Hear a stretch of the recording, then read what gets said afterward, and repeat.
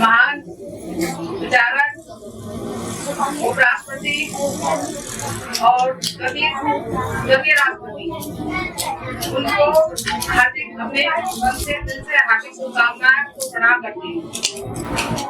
कि हमारे जो बच्चे हैं, जैसे अभी उसका नंबर आया है उन्नति का, उसका ऑल इंडिया सैनिक स्कूल अमेठी में हुआ है। आज उसने ज्वाइन कर लिया हुआ स्कूल, है ना।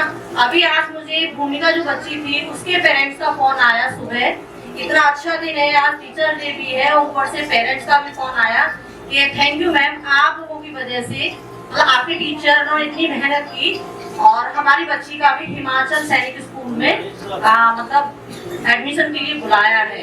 तो सभी टीचरों का भी थैंक यू बोल रही थी और मुझे भी बहुत अच्छा लग रहा है कि ये चीज मतलब समय समय पे टाइम से सारी चीजें मतलब हो रही है।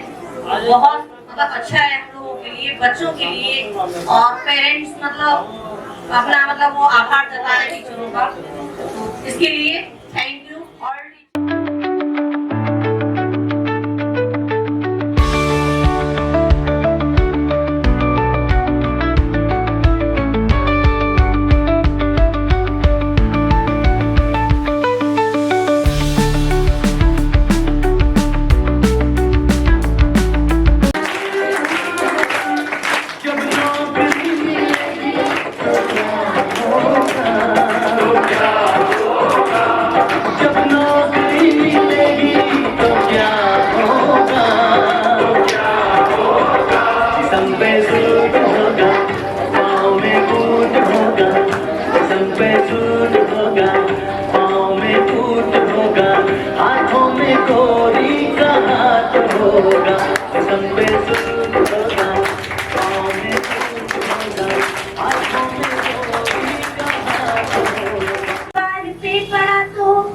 ऑटो, रिक्शा, ट्रेन को चलाने लगी बेटियां।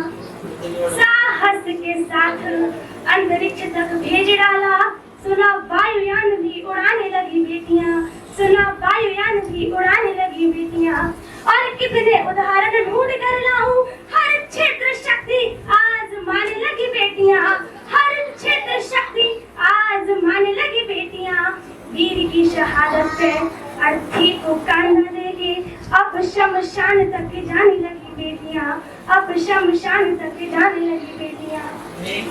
घर में बटा के हाथ रहती है माँ के साथ, पिता की समस्त बाधा हरती है बेटियां।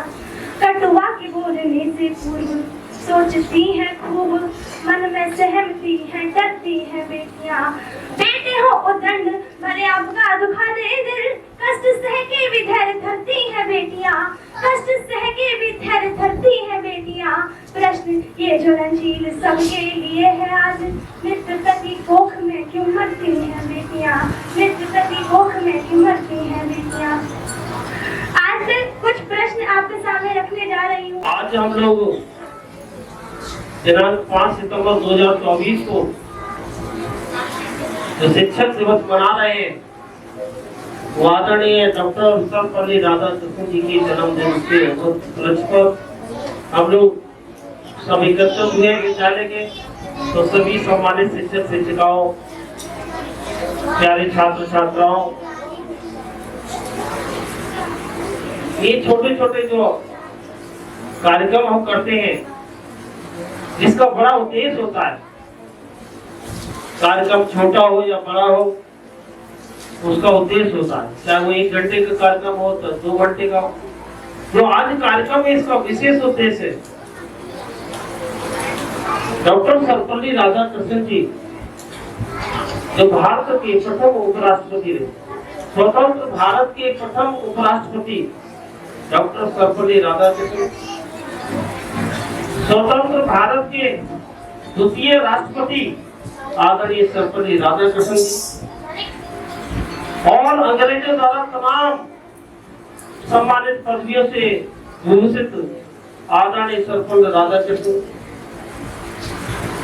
इतने भारत रत्न से भी सम्मानित हमारे डॉक्टर सर्वपल्ली राधाकृष्णन जी। तो मैं कह रहा था, मूर्ति पूजनी इसलिए नहीं कि उसमें देवता का वास है, यानी उसमें भगवान इसलिए नहीं पूजा होती उसकी, बल्कि तरासे जाने का दर्द सहा है उसने। अगर वो छेनी हथौड़े से तरासा नहीं जाता, यदि छेनी हथौड़े का दर्द नहीं सहती, तो मूर्ति कहां से बनता पत्थर?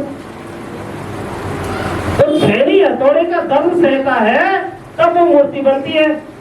तो ठीक उसी प्रकार आप टीचर, बच्चे लोग, जो लोग टीचर की कभी कभी डांट झेल लेते हैं, वो डांट झेल लेता है तो फिर बाद में प्यार करता है टीचर, क्या गलती से लग गई। जो टीचर की डांट झेल लेता है, जो टीचर की कभी कभी थोड़ा डांटा बेटा भी झेल लेता है, वैसे तो बहुत आधे से मार नहीं सकते, और माता पिता पहले कह देते हैं तुमने मार कैसे दिया। और जो लोग माता पिता हिमायत लेते हैं, उनके बच्चे आगे जाकर तरक्की नहीं करते। हाँ, गलती से लग जाती है, उसका हम लोग रियलाइज करते हैं। तो बात ये समझना चाहिए कि जब हमसे कोई गलती हो जाती है टीचर से, तो वो बड़ा एहसास करता है, रातों दिन सो नहीं पाता है। तो ये माता पिता को भी समझना चाहिए कि वो भगवानों से ज्यादा ये है, और ये आपको भी समझना चाहिए। जो माता पिता ये समझेंगे, उनके बच्चे निश्चित रूप से आगे कामयाब होंगे। और जो डांट झेल लेगा टीचर की, थोड़ी डांट टपट झेल लेगा, वो पुलिस के डंडे कभी नहीं खाएगा। पुलिस के डंडे वही खाता है जिसने माता पिता की और टीचर की कभी डांट नहीं खाई। जो डांट नहीं झेल पाएगा, पुलिस के डंडे जरूर खाएगा। तो इसलिए समझ लो, क्योंकि जैसे मूर्ति पूजनी तभी बनती है जब तरास से जाने का दर्द रहती है। तो आपको अब ये तो टीचर नहीं, अब आपको टीचर बनने की जरूरत है। हर आदमी भाषण देने वाला बन जाएगा ना तो सीखेगा। तो टीचर एक होता है, बच्चे बहुत सारे होते हैं, तो वो भी सब भाषण देने वाले नहीं, हम लोग करते हैं। तब जो हमारी कथनी और करनी में अंतर होगा तो हमारे भाषण बेकार हो जाते हैं।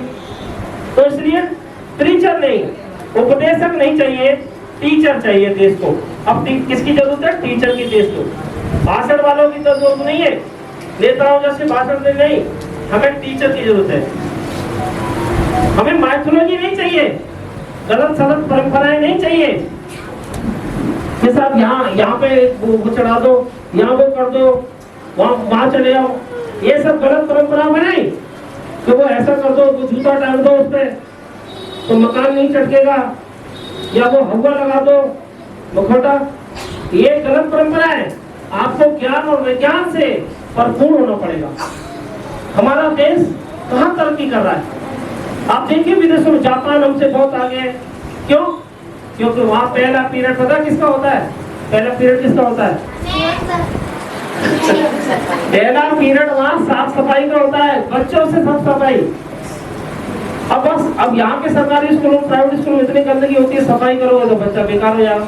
वहाँ ऑलरेडी सफाई कर्मी इतनी सफाई कर देते हैं कि बच्चों को सफाई का महत्व समझाया जाता है जापान में।